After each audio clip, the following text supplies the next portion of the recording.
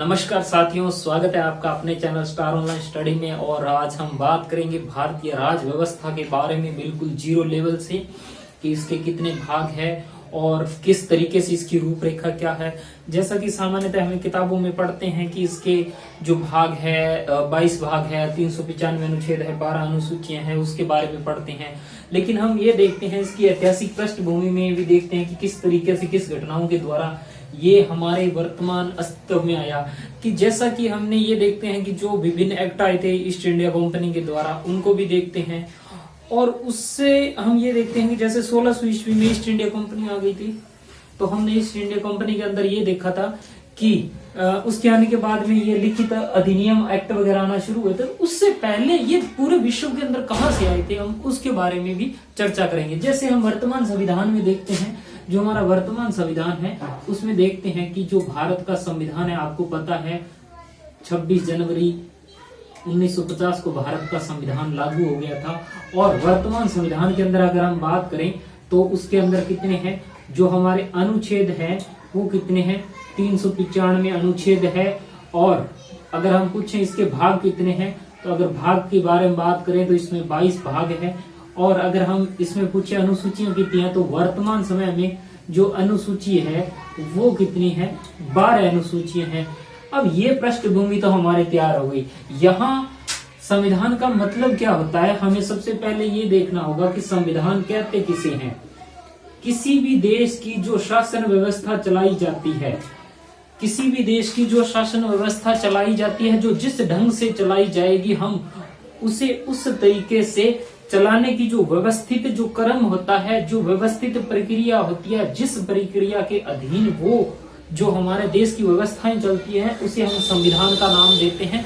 यानी कह सकते हैं लिखित होते हैं, अलिखित भी होते हैं, उस अनुसार चलते हैं। अब इसमें ज्यादातर क्या कहते हैं, संविधान के अंदर अपने बात करते हैं कि संविधान का नाम हम क्यों लेते हैं। संविधान में हम ये कहते हैं कि संविधान हमें क्या देता है, अधिकार देता है, अधिकार प्रदान करता है, जो आपके राइट्स हैं उसके बारे में प्रदान करता है। तो अगर हम इस शब्द के अंदर जाएं कि जो हमारा ये अधिकार शब्द है कब, कहां और कैसे आया, जब 13वीं शताब्दी चल रही थी, 13वीं शताब्दी का जो दूसरा दशक था, उसमें हम देखते हैं कि इंग्लैंड का एक राजा होता है, इंग्लैंड का एक राजा होता है जिसका नाम क्या होता है, इंग्लैंड का जो राजा है उसका नाम होता है राजा जॉन। उसके जो सामंत होते हैं वो विरोध उत्पन्न कर देते कि हम सामंत हैं आपके राजा, राजा जी, ठीक है जी, परंतु हमारे पास क्या है, कोई शक्ति नहीं है। क्योंकि जब हमें कोई निर्णय करना होता है तो हमारे पास जनता आती है, जो जनता हमारे पास आती है, चल के आती है, हम कहते हैं आप राजा के पास जाइए। जब हमारे पास क्या है, शक्ति ही नहीं है, तो हमारे सामंत होने का औचित्य क्या है।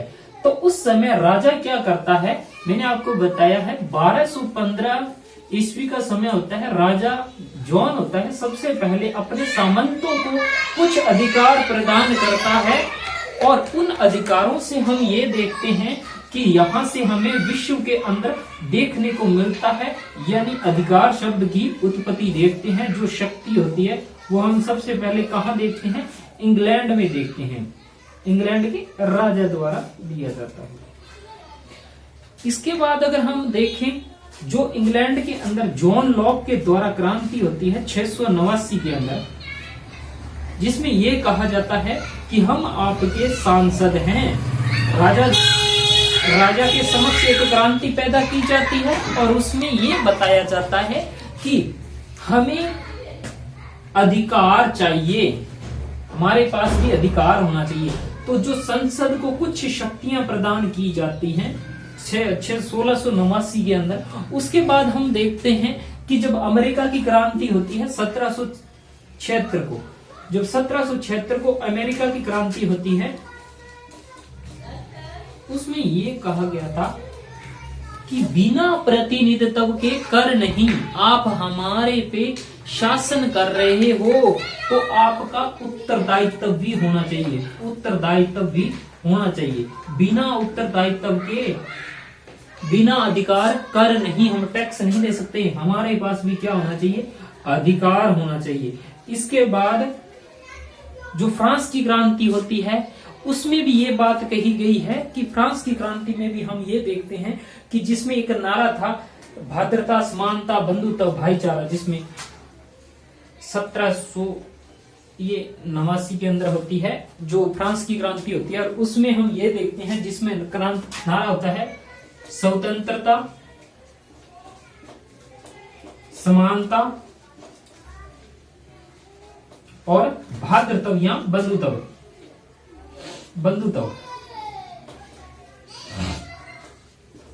इन तीन क्रांतियों से हमें विश्व के अंदर क्या आ जाता है, अधिकार मिल जाता है। इससे प्रभावित होकर हम क्या करते हैं, अधिकार प्रदान करते हैं अपनी जनता को अधिकार प्रदान करते हैं।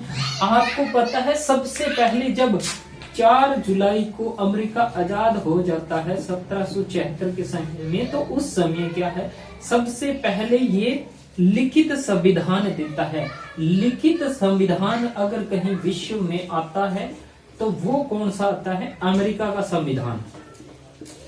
अगर आपसे इस तरीके से प्रश्न करें ना कि अधिकारों का जननी देश कौन सा है, तो आपने इंग्लैंड का नाम देना है, क्योंकि इंग्लैंड ने 1215 में ही अधिकार प्रदान कर दिए थे, जबकि अमेरिका तो 18वीं शताब्दी में जाकर स्वतंत्र हुआ था। तो इन्होंने लिखित संविधान विश्व के अंदर जरूर पहले दिया है, लेकिन अधिकारों का जननी देश तो इंग्लैंड है। इंग्लैंड का जो संविधान है वो अलिखित है, लेकिन रूढ़ियां परिपाटियों पे ये चलता है जो हमारा ये संविधान है। तो हम सबसे पहले इन जो घटनाक्रमों को देखकर हम हमारे जो संविधान है उसकी रूपरेखा तैयार करते हैं। उसके बाद जो ईस्ट इंडिया कंपनी की जिस तरीके से गठन होता है, जिस तरीके से बताया जाता है, हम उसके बारे में समय समय पर चर्चा करते हैं। जैसा कि आपको पता है इंग्लैंड की जो महारानी होती है 1600 ईस्वी में एक कंपनी का गठन करता है जिसका नाम होता है ईस्ट इंडिया कंपनी।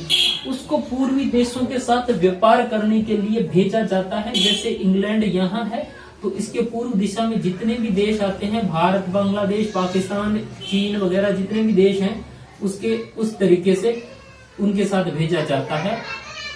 अगर हम देखें व्यापार करने के लिए तो यहाँ भेजा जाता है। तो प्रारंभ में ये इन्हें 15 वर्ष के लिए भेजा जाता है व्यापार करने के लिए।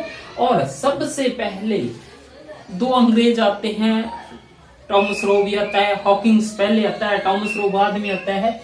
उस समय जब 1215 में इन्हें अधिकार मिल जाता है अंग्रेजों को भारत में, तो वो अधिकार देने वाले राजा कौन थे, जहांगीर थे। उस समय भारत के बादशाह कौन थे, जहांगीर थे। और इन्हें व्यापार के लिए अधिकार दे दिया जाता है। एक बात का ध्यान रखना, जो अंग्रेज आए थे भारत में व्यापार करने के लिए आए थे, वो किसी भी तरीके से शासन करने नहीं आए थे, व्यापार करने के लिए आए थे। तो हम ये देखते हैं कि व्यापार के अंदर ये किसका व्यापार के लिए आए थे, मसालों के व्यापार के लिए आए थे। और ये भारत पे शासन नहीं करना चाहते थे। इनकी जो घटनाएं थी वो कुछ और घटनाएं घटित हुई जिस वजह से ये शासन इन्होंने किया था, जिस तरीके से देखते हैं। तो ये इसकी सामान्य जानकारी है जिसके बारे में हम चर्चा किया। ये हमारी पहली वीडियो थी, बिल्कुल बेसिक थी। इसके बाद हम कर्म के अनुसार अलग अलग बातों पे चर्चा करेंगे नेक्स्ट वीडियो में।